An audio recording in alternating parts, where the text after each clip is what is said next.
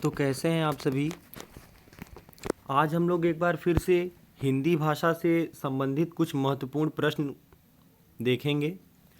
तो बिना समय गंवाए हम लोग फिर से शुरू करते हैं एक बार पहले प्रश्न से ही। तो पहला प्रश्न है हमारा कि प्राथमिक स्तर पर बच्चों की भाषा का आकलन करने का उद्देश्य है कि मतलब जब शुरुआत में जब हम लोग बच्चों को पढ़ाते हैं कोई भाषा और उसका जब हम लोग आकलन करते हैं तो क्यों आकलन करते हैं। तो उसकी पठन क्षमता का आकलन करते हैं, उसके भाषा प्रयोग की क्षमता का आकलन, उसकी लेखन क्षमता का आकलन या उसकी बोलने की कुशलता का आकलन। तो देखिए जब भी हम लोग बच्चे की भाषा सीखने की क्षमता जो होती है हमेशा उसका आकलन करते हैं, क्योंकि अब देखिए भाषा प्रयोग की क्षमता का आकलन जब हम लोग करेंगे तो पठन लेखन और बोलने की जो क्षमता होती है ये सब इसके अंतर्गत ही आ जाएंगे। तो इसका मतलब हम लोग हमेशा उसके भाषा प्रयोग की क्षमता का ही आकलन करते हैं। तो विकल्प 2 हमारा इसमें सही हो जाएगा। अगला प्रश्न हम लोग देखेंगे कि पहली कक्षा में फिर खाली स्थान है भी लिखना के अंतर्गत आता है। तो मतलब पहली कक्षा में इनमें से कौन सी चीज़ लिखने के अंतर्गत आती है। पहला है वाक्य लिखना, दूसरा है शब्द लिखना, तीसरा है अक्षर बनाना और चौथा है चित्र बनाना। तो देखिए पहली कक्षा में बच्चा अगर चित्र भी बना रहा है तो उसको भी हम लोग लिखने के अंतर्गत ही मानेंगे, क्योंकि सबसे पहले जो बच्चे की उंगलियां होती है उसको हम लोग मतलब संगठित तरीके से अक्षर बनाने के लिए चलवाने की कोशिश करते हैं। तो अगर बच्चा कुछ टेढ़ी मेढ़ी रेखाएं भी खींच रहा है तो उसको हम लोग लिखने के अंतर्गत ही लेंगे। तो इसका मतलब चित्र बनाना हमारा सही विकल्प हो जाएगा। अगला प्रश्न हम देखेंगे। प्रश्न है कि प्राथमिक स्तर पर पढ़ना सीखने में सबसे कम महत्वपूर्ण है। मतलब कि जब बच्चा शुरुआत में पढ़ाई करना शुरू करता है तो सबसे कम किस बात पे हम लोग ध्यान देते हैं। तो पहला है अनुमान लगाना कि बच्चा पढ़ते पढ़ते ये अनुमान लगाएगा कि हम क्या पढ़ रहे हैं। दूसरा है संदर्भानुसार अर्थ कि मतलब जो कहानी वो पढ़ रहा है उसका अर्थ निकालने की कोशिश करेगा। तीसरा है अक्षरों की पहचान कि कौन सा अक्षर है क्यों या कौन सा अक्षर नहीं है उसको पहचाने। या चौथा है पढ़ने का उद्देश्य। तो सबसे जो कम महत्वपूर्ण बात होती है प्राथमिक स्तर पर वो होता है पढ़ने का उद्देश्य। पढ़ने का उद्देश्य जो है इस पे बहुत ज़्यादा ध्यान हम लोग नहीं देते प्राथमिक स्तर पर। तो यही विकल्प हमारा सही होगा। अगला प्रश्न है कि प्राथमिक स्तर पर कौन सी गतिविधि बच्चों की मौखिक अभिव्यक्ति के विकास में सबसे कम प्रभावी है। मतलब कि जब प्राथमिक स्तर पर बच्चा कोई चीज़ सीखता है, भाषा मान लीजिए सीख रहा है और मौखिक तौर पे उसको बताने की कोशिश कर रहा है, तो उस विकास को करने में सबसे कम प्रभावी कौन सी चीज़ होती है। तो पहला है घटना वर्णन करना कि बच्चे ने कोई घटना देखी है और उसको अपने शब्दों में बता रहा है। दूसरा है कहानी को शब्दशः दोहराना कि उसने जो कहानी सुनी उसको सेम टू सेम वही एक एक अक्षर वही रट के सुना रहा है। तीसरा है कहानी को अपनी भाषा में कहना कि जो कहानी उसने सुनी उसको अपनी भाषा में उसने कहा। या चौथा है चित्र दिखाकर कहानी कहलवाना कि मतलब कोई एक चित्र अध्यापक ने दिखाया और बोला कि इससे संबंधित कोई कहानी बना के सुनाओ। तो देखिए सबसे कम प्रभावी कौन सी चीज़ होगी भाषा सीखने में या मौखिक अभिव्यक्ति में, कहानी को शब्दशः दोहराना कि ये तो रटने वाली बात होगी और रटना हमेशा निगेटिव वर्ड होता है, इसलिए यही विकल्प हमारा सही होगा कि सबसे कम महत्वपूर्ण कहानी को शब्दशः दोहराना है। अगला प्रश्न है कि मीता ने सभी बच्चों को एक अनुच्छेद दिया जिसमें हर पांचवें शब्द की जगह रिक्त स्थान था जिसे बच्चों को भरना था। मीता ने किसका प्रयोग किया। पठन परीक्षण, लेखन परीक्षण, व्याकरण परीक्षण या क्लोज परीक्षण। तो देखिए जब खाली स्थान की पूर्ति कर रहा है तो सीधी सी बात है कि वो लेखन परीक्षण की ही मतलब प्रयोग किया उस अध्यापक ने। अगला प्रश्न है बच्चों में फिर खाली स्थान है और के माध्यम से लेखन कौशल का विकास किया जा सकता है। तो बच्चों में किसके माध्यम से लेखन कौशल का विकास किया जा सकता है। तो बच्चों में रेखांकन और चित्रांकन के माध्यम से भी लेखन कौशल का विकास हम लोग कर सकते हैं। आगे चलेंगे। अगला प्रश्न है निम्नलिखित में से कौन सा प्रश्न बच्चों की भाषा क्षमता के बारे में सर्वाधिक सहायक है। कि मतलब इनमें से कौन सा प्रश्न हम बच्चों से पूछ सकते हैं जिससे कि ज़्यादा से ज़्यादा उसकी भाषा का विकास हो। तो पहला है डाल डाल का इस्तेमाल करते हुए वाक्य बनाओ। दूसरा है तितली कली के पास कब गई होगी और क्यों। तीसरा है तितली और कली ने क्या खेल खेला। और चौथा है तुम्हारी मनपसंद की किताब कौन सी है। तो देखिए जो ऑप्शन नंबर 1 है कि डाल डाल का इस्तेमाल करते हुए वाक्य बनाओ, ये एक तरीके से इसमें बच्चे का जो उत्तर है वो सीमित हो जाएगा कि मतलब उसको एक तरीके से बंधन दे दिया गया है कि आपको डाल डाल का इस्तेमाल करना ही है। तीसरा जो ऑप्शन है उसका एक फिक्स आंसर है कि तितली और कली ने क्या खेला, जो खेल खेला होगा वही उनको बताना पड़ेगा। चौथा भी एक फिक्स आंसर है कि उनकी जो फेवरेट बुक होगी उसी के बारे में बताएंगे। लेकिन जो ऑप्शन नंबर 2 है तितली कली के पास कब गई होगी और क्यों, तो ये जो उत्तर है ये बच्चे अपने मन से सोच के उत्तर बताएंगे और हर बच्चे का जवाब भी अलग अलग होगा। तो इसलिए सबसे ज़्यादा सहायक यही है और इसमें बच्चे अपने दिमाग पे जोर भी डालेंगे। तो इस वजह से ये प्रश्न जो है वो सबसे उपयुक्त माना जाएगा भाषा विकास के लिए। अगला प्रश्न है प्राथमिक स्तर पर भाषाई क्षमताओं का विकास क्या है और साहित्य क्या है। तो देखिए भाषाई क्षमताओं का जो विकास है वो एक साध्य है और साहित्य हमारा क्या है, साहित्य एक साधन का काम करता है। मतलब कि हमारा जो लक्ष्य होता है वो क्या होता है, वो होता है भाषाई क्षमताओं का विकास करना और साहित्य को हम लोग एक साधन की तरह इस्तेमाल करते हैं। तो विकल्प 3 हमारा सही होगा। अगला प्रश्न है निम्न में से कौन सा प्रश्न बच्चों के भाषा आकलन की दृष्टि से सर्वाधिक उपयोगी है।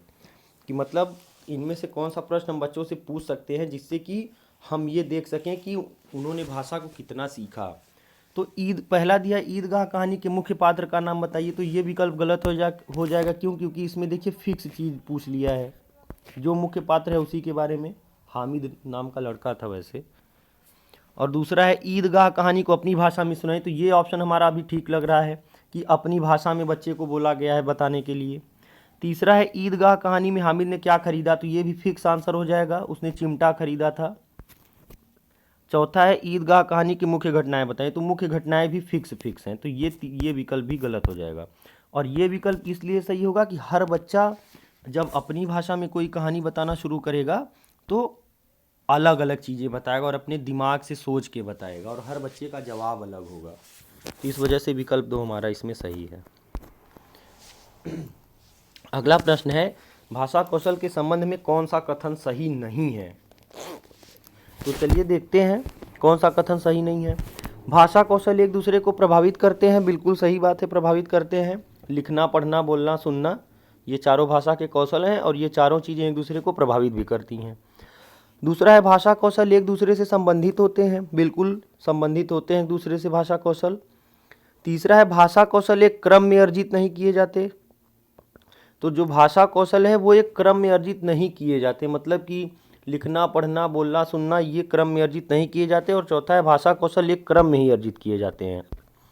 तो देखिए इसमें जो विकल्प है हमारा 4 भाषा कौशल एक क्रम में ही अर्जित किए जाते हैं, तो ये विकल्प हमारा सही नहीं लग रहा है। मतलब ज़रूरी नहीं है कि बच्चा पहले एक तरीके से पढ़ना सीखेगा या लिखना, आप लोग ध्यान देते होंगे कुछ बच्चे पहले पढ़ना भी सीख जाते हैं। तो इस वजह से ये जो विकल्प है ये हमारा सही है।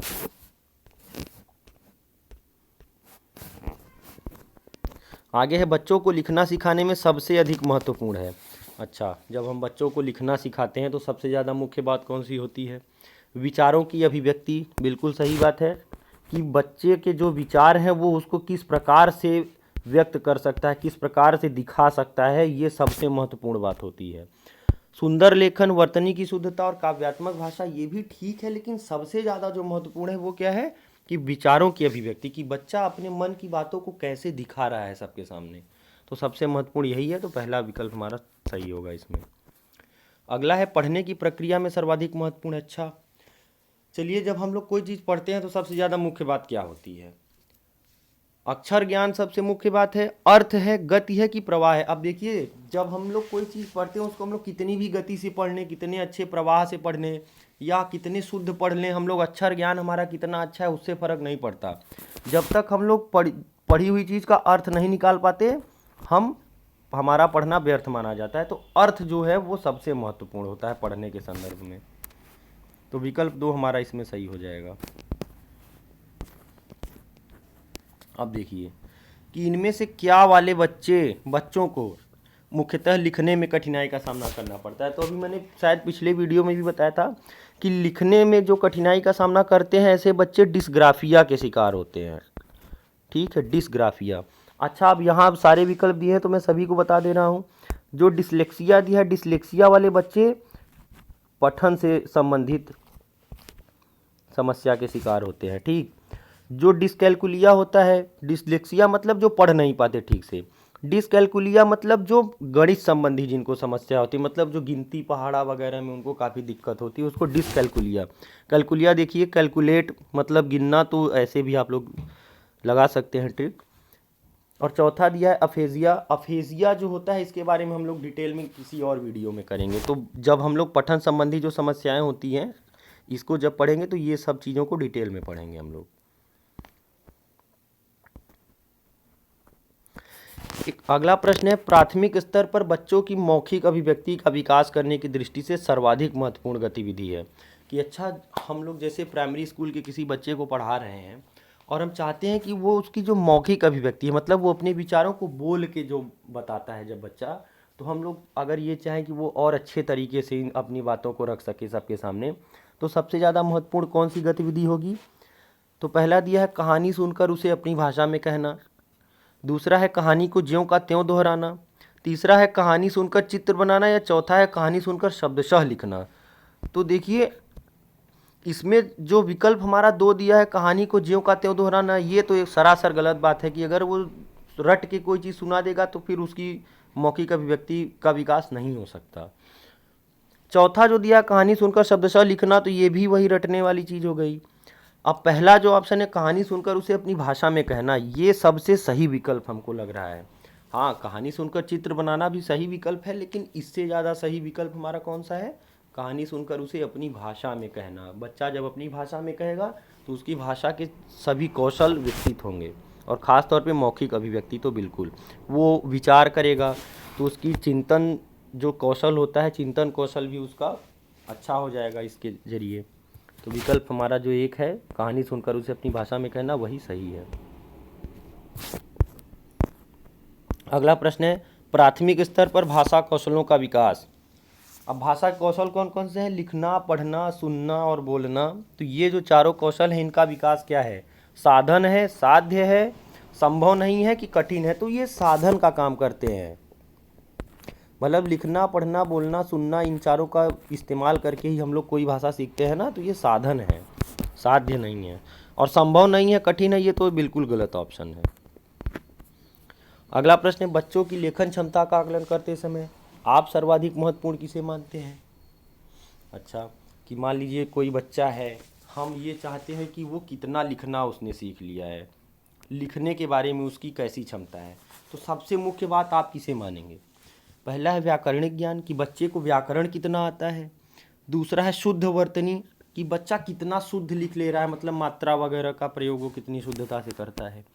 तीसरा है विचार तत्व, और चौथा है सुंदर लेखन। तो देखिए, विचार तत्व जो है वो सबसे महत्वपूर्ण बात होती है किसी बच्चे की लेखन क्षमता का आकलन करते समय। क्यों? क्योंकि जब हम लोग इस चीज़ का आकलन करते हैं तो इससे हमें ये पता चलता है कि बच्चा कितने जल्दी कोई चीज़ सीख रहा है, कितना ज़्यादा उसका विचार काम करता है, वो अपने दिमाग पे कितना जोर डालता है। तो विचार तत्व तो सबसे महत्वपूर्ण बात होती है कोई भी लेखन क्षमता का आकलन करते समय। सुंदर लेखन का भी आजकल वैसे अब क्या ही कहें, ऑनलाइन का ज़माना हो गया है, तो अब सुंदर लेखन, हम लोग जब छोटे थे तो काफ़ी ज़्यादा हमारे ऊपर प्रेशर रहता था घर वालों का और स्कूल के टीचर्स का भी, कि अच्छी राइटिंग बनाइए, ये है वो है। अब तो सारी चीज़ें ऑनलाइन हो गई हैं, तो अच्छी राइटिंग कर ही क्या कर सकते हैं उसको लेके। चलिए अगला प्रश्न है, विश्व की सभी भाषाएं थोड़े से फेरबदल से एक ही लिपि में लिखी जा सकती हैं, यह कथन कैसा है? तो यह कथन पूर्णतः सत्य नहीं है। शायद यह प्रश्न पहले भी आया था, तो इसके बारे में बहुत ज़्यादा डिस्कस नहीं करना है। चलिए, मेरे ख्याल से ये आखिरी प्रश्न था आज का, और आप लोग अच्छे से अपनी पढ़ाई कर ही रहे होंगे, मुझे ऐसी उम्मीद है, और करना भी चाहिए। जो नहीं कर रहे हैं भाई बहन जो भी हैं वो कीजिए, अच्छे से तैयारी कीजिए और उम्मीद है कि इस साल सीटेट यूपीटेट आप लोग क्वालिफाई करके और फिर वैकेंसी के लिए एलिजिबल हो जाइए मेरे साथ। फिर सब लोग बैठेंगे, सभी लोग एक साथ देखेंगे। चलिए, बहुत बहुत धन्यवाद आप सबका।